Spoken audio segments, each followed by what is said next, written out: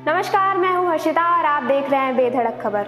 हर शनिवार की तरह इस शनिवार भी हम आपके लिए कविता लेकर हाजिर हैं। ये कविता आज के समय में लड़कियों के साथ हो रहे दुष्कर्म के ऊपर है, जिसको लेकर एक माँ कितनी परेशान है, इस कविता में हमें ये जानने को मिलेगा। कविता कुछ ऐसी है, सुनो दोस्तों, आज सुनाती हूँ एक विचित्र कहानी, एक साधारण सी माँ की सरल जुबानी। आज खुशहाली का दिन आया है, मन में उत्साह और उमंग छाया है, माँ बनने का सौभाग्य लाया है, एक नए सदस्य के आने की खबर जो पाया है। सोचती हूँ क्या नाम रखूंगी उसका, कैसे लाड जताऊंगी, बेटा होगा या बेटी, मैं तो उससे सीने से लगाऊंगी। सुन सुन मेरी बात तो मैं तुझसे अब भी करती हूँ, पर फिर भी आंखों से भी निहारूंगी। मुझ में तू अब भी रहती है, पर फिर बाजुओं में भी सजाऊंगी। ये दुनिया बड़ी खूबसूरत लगती है, तुझको ये भी दिखलाऊंगी। भारत माँ की आंचल में सिमटी है, इंसानियत की मिठास चखाऊंगी। पर सुन मेरी जान, अब देर ना करना, वक्त से आ जाना और इस दुनिया में अपना स्थल हक से पाना।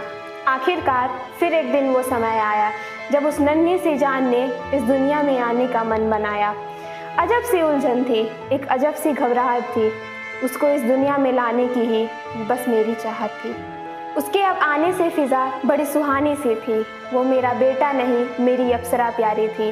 उसकी मीठी आवाज़ सुनहरी वादियों में गूंजा करती थी।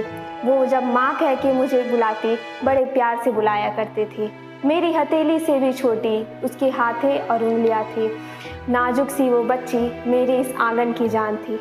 महंगे खिलौने की हैसियत नहीं थी, इसलिए मिट्टी के बर्तन से वो खेला करती थी। जानवरों से दोस्ती कर बड़े प्यार से चराया करती।